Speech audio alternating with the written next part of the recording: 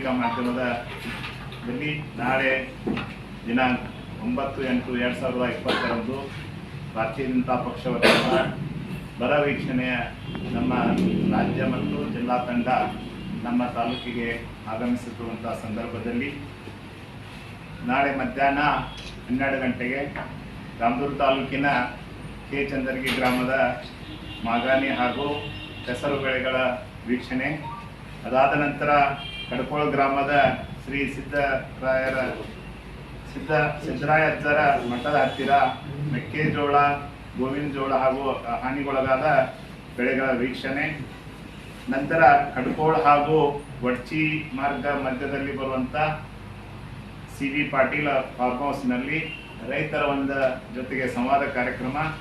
ಈ ಎಲ್ಲ ಕಾರ್ಯಕ್ರಮದಲ್ಲಿ ನಮ್ಮ ರಾಜ್ಯದ ಮತ್ತು ಜಿಲ್ಲೆಯ ಪ್ರಮುಖರಾದಂಥ ನಮ್ಮ ಸನ್ಮಾನ್ಯ ಶ್ರೀ ಬಾಲಚಂದ್ರನ ಜಾರಕಿಹೊಳಿ ಅವರು KMF ಅಧ್ಯಕ್ಷರು ಹಾಗೂ ಅರಮಾವಿ ಮತಕ್ಷೇತ್ರದ ಶಾಸಕರು, ಅದರಂತೆ ಸನ್ಮಾನ್ಯ ಶ್ರೀ AS ಪಾಟೀಲ್ ನಡಾಳಿ ಅವರು ರಾಜ್ಯ ನಮ್ಮ ರೈತ ಮೋರ್ಚಾದ ಅಧ್ಯಕ್ಷರು ಮತ್ತು ಮಾಜಿ ಶಾಸಕರು ಮುದ್ದೇಬಿಹಾಳ, ಅದಾದ ನಂತರ ಸನ್ಮಾನ್ಯ ಶ್ರೀ N ರವಿಕುಮಾರ್ ಅವರು ವಿಧಾನ ಪರಿಷತ್ತಿನ ಸದಸ್ಯರು ಹಾಗೂ ವಿಧಾನ ಪರಿಷತ್ತಿನ ಸಚೇತಕರು, ಅವರ ಜೊತೆಗೆ ಸನ್ಮಾನ್ಯ ಶ್ರೀ ಅಣ್ಣಾ ಸಾಹೇಬ್ ಜೊಲ್ಲೆ DCC ಬ್ಯಾಂಕ್ನ ಅಧ್ಯಕ್ಷರು ಹಾಗೂ ಮಾಜಿ ಸಂಸದರು ಮತ್ತು ಶ್ರೀಮತಿ ಶಶಿಕಲಾ ಜೊಲ್ಲೆ ಶಾಸಕರು ನಿಪ್ಪಾಣಿ ಹಾಗೂ ಮಾಜಿ ಸಚಿವರು, ಅದರ ಜೊತೆಗೆ ಸನ್ಮಾನ್ಯ ಶ್ರೀ ಮಹೇಶ್ ತೆಂಗಿನಕಾಯಿ ಶಾಸಕರು ಹುಬ್ಬಳ್ಳಿ ಹಾಗೂ ಮಾಜಿ ನಮ್ಮ ರಾಜ್ಯ ಪ್ರಧಾನ ಕಾರ್ಯದರ್ಶಿಗಳು, ಅದರಂತೆ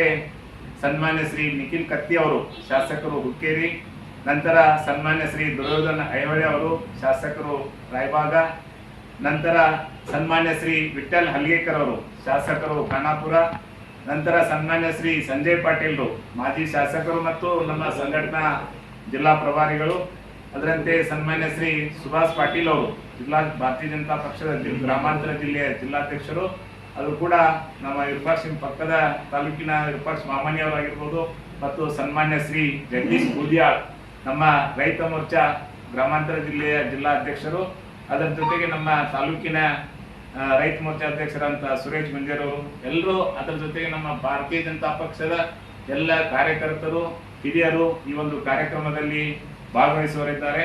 ಅದರ ಜೊತೆಗೆ ತಾವು ಕೂಡ ಈ ಕಾರ್ಯಕ್ರಮಕ್ಕೆ ತಾಲೂಕಿನ ಎಲ್ಲ ಕಡೆಯಿಂದ ನಮ್ಮ ರೈತ ಬಾಂಧವರು ಮತ್ತು ಎಲ್ಲ ನಮ್ಮ ಭಾರತೀಯ ಜನತಾ ಪಕ್ಷದ ಕಾರ್ಯಕರ್ತರು ಹೆಚ್ಚಿನ ಸಂಖ್ಯೆಯಲ್ಲಿ ಮುಖಂಡರು ಬಂದು ಈ ಕಾರ್ಯಕ್ರಮವನ್ನ ಯಶಸ್ವಿಗೊಳಿಸಬೇಕಂತ ತಮ್ಮ ಮೂಲಕ ನಾನು ಕೇಳಿಕೊಳ್ತಾ ಇದ್ದೇನೆ. ಇದೊಂದು ಬರ ಅಧ್ಯಯನದ ತಂಡಗಳನ್ನು ರಚಿಸಿ ಇಡೀ ರಾಜ್ಯಾದ್ಯಂತ ಅಧಿವೇಶನ ಪ್ರಾರಂಭ ಆಗುವುದರೊಳಗೆ ಇಡೀ ರಾಜ್ಯದ ಏನು ಬರ ಪರಿಸ್ಥಿತಿ ಇದೆ ಅನ್ನುವಂಥದ್ದನ್ನು ತಿಳ್ಕೊಳ್ಳೋ ಸಲುವಾಗಿ ರಾಜ್ಯಾಧ್ಯಕ್ಷರು ಈ ಕಾರ್ಯಕ್ರಮವನ್ನು ಹಮ್ಮಿಕೊಂಡಿದ್ದಾರೆ. ಅದರ ಪ್ರಕಾರ ರಾಜ್ಯದ ತಂಡ, ನಮ್ಮ ಜಿಲ್ಲೆಯ ಹಿರಿಯರು ಎಲ್ಲರೂ ರಾಮದುರ್ಗಕ್ಕೆ ಆಗಮಿಸ್ತಾ ಇದ್ದಾರೆ. ಈ ನಮ್ಮ ಮಂಡಲ ಅಧ್ಯಕ್ಷರು ಹೇಳಿದಂತೆ ಎಲ್ಲ ಯಾರ್ಯಾರು ಬರ್ತಾ ಇದ್ದಾರೆ ಅನ್ನೋದ್ರ ಬಗ್ಗೆ ಲಿಸ್ಟನ್ನು ಈಗಾಗಲೇ ಕೊಟ್ಟಿದ್ದಾರೆ. ಆ ಲಿಸ್ಟು ತಲುಪಿದೆ. ಭಾರತೀಯ ಜನತಾ ಪಕ್ಷ ರಾಜ್ಯದಲ್ಲಿ ರಚನಾತ್ಮಕವಾಗಿ ವಿರೋಧ ಪಕ್ಷವಾಗಿ ಕೆಲಸ ಮಾಡ್ತಾ ಇದೆ. ರಾಜ್ಯದ ಸರ್ಕಾರ ಯಾವ ರೀತಿ ಕೆಲಸ ಮಾಡ್ತಾ ಇದೆ ಅನ್ನೋದು ಸ್ವಲ್ಪ ಗಮನ ಸೆಳೆಯುವಂಥದ್ದು 2-3 ಪಾಯಿಂಟ್ಗಳನ್ನು ತಮ್ಮಲ್ಲಿ ಹೇಳ್ತಾ ಇದ್ದೀನಿ. ಮಾಧ್ಯಮ ಪ್ರತಿನಿಧಿಗಳು ಸ್ವಲ್ಪ ರಾಜ್ಯದ ಜನರ ಗಮನಕ್ಕೆ ಬರುವ ರೀತಿಯೊಳಗೆ ಇದನ್ನು ಸ್ವಲ್ಪ ಪ್ರಚಾರ ಮಾಡಬೇಕು. ಜೊತೆಗೆ ನಮ್ಮ ಭಾರತೀಯ ಜನತಾ ಪಕ್ಷದ ಎಲ್ಲ ಪದಾಧಿಕಾರಿಗಳು, ಕಾರ್ಯಕರ್ತರು ಇದರಲ್ಲಿ ಭಾಗವಹಿಸಬೇಕು ಅನ್ನುವಂಥ ಅಪೇಕ್ಷೆನೂ ಇದೆ. ತಮ್ಮ ಮೂಲಕ ಅದನ್ನೊಂದು ವಿನಂತಿಯನ್ನು ನಾವು ಭಾರತೀಯ ಜನತಾ ಪಕ್ಷದ ಕಾರ್ಯಕರ್ತರಿಗೆ ಮಾಡ್ಕೋತೀವಿ ಅನ್ನುವಂಥ ಮಾತನ್ನು ಹೇಳಿ ಧನ್ಯವಾದ.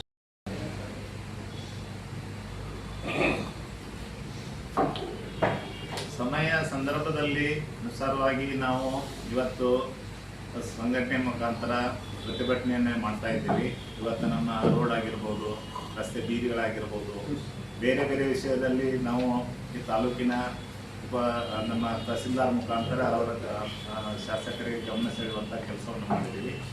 ಅದರ ಜೊತೆಗೆ ಇವತ್ತು ನಮ್ಮ ರಾಜ್ಯ ಮತ್ತು ಜಿಲ್ಲಾ ತಂಡ ಏನು ಬರ್ತದೆ, ವಿಶೇಷವಾಗಿ ಇವತ್ತು ರೈತರಿಗೇನ ಅನುಕೂಲ ಆಗಬೇಕು ಆ ಒಂದು ದೃಷ್ಟಿಯನ್ನು ಇಟ್ಕೊಂಡು ನಾಳೆ ಒಂದು ರೈತರ ಸಂವಾದ ಅವರ ಜೊತೆಗೆ ನಾವು ಸಂವಾದ ಇಟ್ಕೊಂಡು ಯಾವ ಥರ ಅವರಿಗೆ ಮುಂದೆ ಅನುಕೂಲ ಆಗಬೇಕು, ರಾಜ್ಯದಿಂದ ಯಾವ ಥರ ಸೌಲಭ್ಯ ಸಿಗಬೇಕು ಅಂತ ತಿಳ್ಕೊಂಡಂತ ಯಾಕಂದರೆ ಬರುವಂಥ 13ನೇ ತಾರೀಕಿಗೂ ನಮ್ಮ ಏನು ಅಧಿವೇಶನ ನಡೀತಾ ಇದೆ, ಆ ಅಧಿವೇಶನದಲ್ಲಿ ಮುಖ್ಯಮಂತ್ರಿಗಳನ್ನ ಮತ್ತು ಎಲ್ಲ ಉಳಿದ ಸಚಿವರ ಗಮನವನ್ನು ಸೆಳೆಯುವಂಥ ಕೆಲಸ ನಮ್ಮ ಪ್ರತಿಪಕ್ಷದಿಂದ ಇವತ್ತು ವಿಧಾನಸೌಧದಲ್ಲಿ ನಡೀಲಿಕ್ಕೆ ನಾವೆಲ್ಲರೂ ಸಹಕಾರವನ್ನು ಕೊಡ್ತೀವಿ ಅಂತ ಮತ್ತೊಂದು ಹೇಳಲಿಕ್ಕೆ ಬಯಸ್ತೇನೆ.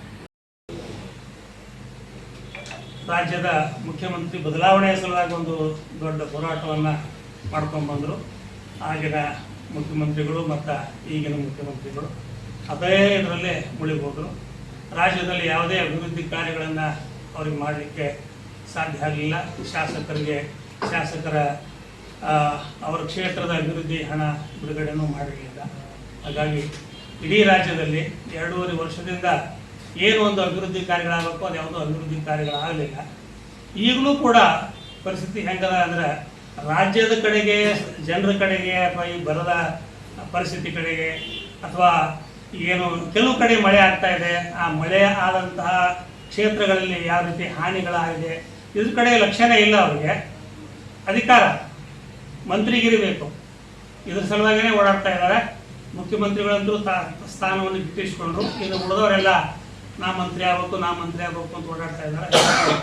ರಾಜ್ಯದಲ್ಲಿ ಅಭಿವೃದ್ಧಿ ಕೆಲಸ ಪೂರ್ತಿ ಕುಂಠಿತಾಗಿದೆ. ಅದನ್ನು ನಾವು ಭಾರತೀಯ ಜನತಾ ಪಕ್ಷದವರು ಖಂಡಿಸ್ತೀವಿ.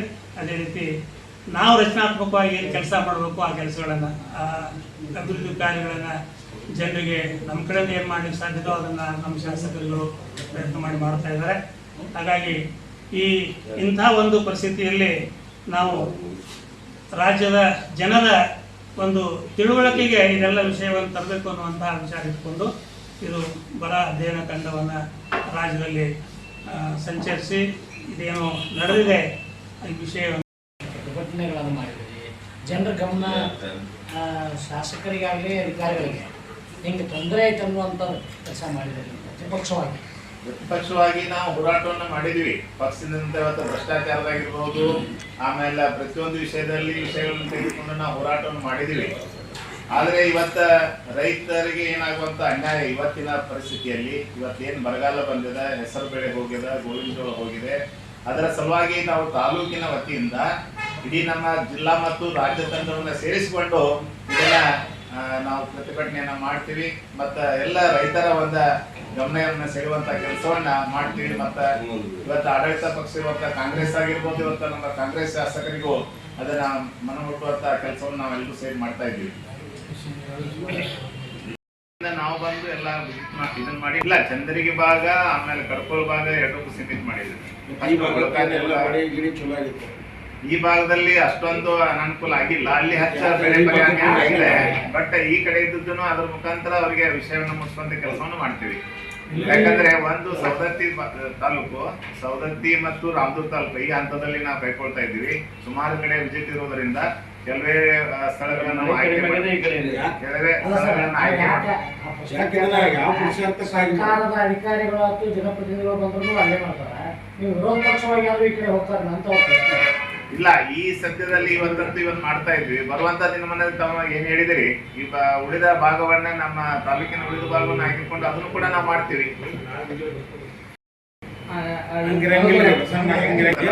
ಚಂದ್ರಿಗೆ ಮತ್ತು ನಮ್ಮ ರಾಮದುರ್ಗ ತಾಲೂಕಿನಲ್ಲಿದೆ. ಸವದತ್ತಿ ರಾಮದುರ್ಗ ಪ್ಲಸ್ 2 ಸವದತ್ತಿ ಭಾಗದಲ್ಲಿ ಇರೋದ್ರಿಂದ 5-6 ಕಡೆ ಕಾರ್ಯಕ್ರಮ ಇದೆ. ನೀವು ಹೇಳಿದ ಹಾಗೆ ಇದಿಷ್ಟಕ್ಕೆ ಮುಗಿದಿಲ್ಲ. ಯಾಕಂದ್ರೆ ಸೆಷನ್ ಇನ್ನೂ ನಡೀತಾ ಇದೆ, ಕೆಲಸ ಇನ್ನೂ ಇದೆ. ತಾವು ಹೇಳಿದಾಗೆ ನಮ್ಮ ಗಮನದಲ್ಲಿ ಇಟ್ಟುಕೊಂಡು ಬರುವಂತ ದಿನಮಾನದಲ್ಲಿ ಉಳಿದ ನಮ್ಮದು ಏನು ತಾಲೂಕಿನ ಭಾಗದಲ್ಲಿ ಇದೆ ಆ ಸ್ಥಳಗಳನ್ನ ಆಯ್ಕೆ ಮಾಡಿಕೊಂಡು ಅದ್ರ ಮುಖಾಂತರ ನಾವು ಗಮನ ಸೆಳೆಯುವಂತ ಕೆಲಸವನ್ನು ಮಾಡ್ತೀವಿ. ನಮ್ಗೆಲ್ಲ ಗೊತ್ತಿದ್ದಂತ ವಿಷಯ. ಪ್ರತಿ ಗ್ರಾಮದಲ್ಲಿ ತಿರುಗಾಡಿ ನಾವು ಕೆಲಸವನ್ನು ಮಾಡಿದೀವಿ. ನೀರಾವರಿ ವಿಷಯವಾಗಿ ಆ ತರ ಕೆಲವೊಂದು, ಮತ್ತೆ ರಸ್ತೆ ಸುಧಾರಣೆ ಸಲುವಾಗಿ ನಾವು ಪ್ರತಿಭಟನೆಯನ್ನು ಮಾಡಿದೀವಿ. ಇನ್ನೂ ಹಲವಾರು ವಿಷಯಗಳ ಸಲುವಾಗಿ ನಾವು ಕೆಲಸವನ್ನ ಮಾಡಿದೀವಿ. ತಮ್ಮ ಮುಖಾಂತರ ನಾವು ವಿಷಯ ತಂದಿದ್ದೀವಿ. ಅದ್ರ ಜೊತೆಗೆ ನಮ್ಮ ಪಕ್ಷ ಏನ್ ಮಾಡ್ತಾ ಇದೆ, ಯಾವ ತರ ನಿರ್ಧಾರವನ್ನು ಕೈಗೊಳ್ತದೆ ಅದ್ರ ಸಲುವಾಗಿ ನಾವು ಹೇಳ್ತಾ ಇದ್ದೀವಿ. ನಾಳೆ ನಡೆದಿರುವಂತ ಇದೊಂದು ಬೃಹತ್ವಾದಂತ ರೈತರ ಸಂವಾದ ಜೊತೆಗೆ ಇನ್ನೂ ಹೆಚ್ಚಿನ ಪ್ರಮಾಣದಲ್ಲಿ ನಮ್ಮ ಆಡಳಿತ ಪಕ್ಷವನ್ನ ಅವರಿಗೆ ಮನಮುಟ್ಟುವ ಹಾಗೆ ರೈತರಿಂದ ನಾವು ಈ ಒಂದು ಏನು ಅಭಿವೃದ್ಧಿ ಪರವಾದಂಥ ಅಥವಾ ರೈತರಿಗೆ ಅನಾನುಕೂಲ ಏನಾಗಿದೆ, ಏನು ಅನಾನುಕೂಲ ಬರೋದ್ರಿಂದ ಅವ್ರು ಯಾವ ಥರ ಪೀಡಿತರಾಗಿದ್ದಾರೆ, ಅದಕ್ಕಾಗಿ ರಾಜ್ಯ ಸರ್ಕಾರ ಇವತ್ತು ಅವರು ಏನು ಮಾಡಬೇಕು ಮುಂದಿನ ದಿನಮಾನಗಳಲ್ಲಿ ಅನ್ನೋದನ್ನ ನಮ್ಮ ತಾಲೂಕಿನ ವತಿಯಿಂದ ಇವತ್ತು ಜಿಲ್ಲಾ ಮತ್ತು ರಾಜ್ಯ ತಂಡದ ಜೊತೆಗೆ ಸೇರಿಸಿಕೊಂಡು ಇವತ್ತು ನಮ್ಮ ತಾಲೂಕಿನ ಶಾಸಕರಿಂದ ಹಿಡ್ಕೊಂಡು ಇಡೀ ನಮ್ಮ ರಾಜ್ಯದ ಎಲ್ಲರ ಒಂದು ಗಮನ ಸೆಳೆಯುವಂಥ ಕೆಲಸವನ್ನ ನಾವು ಮಾಡ್ತಾ ಇದ್ದೀವಿ.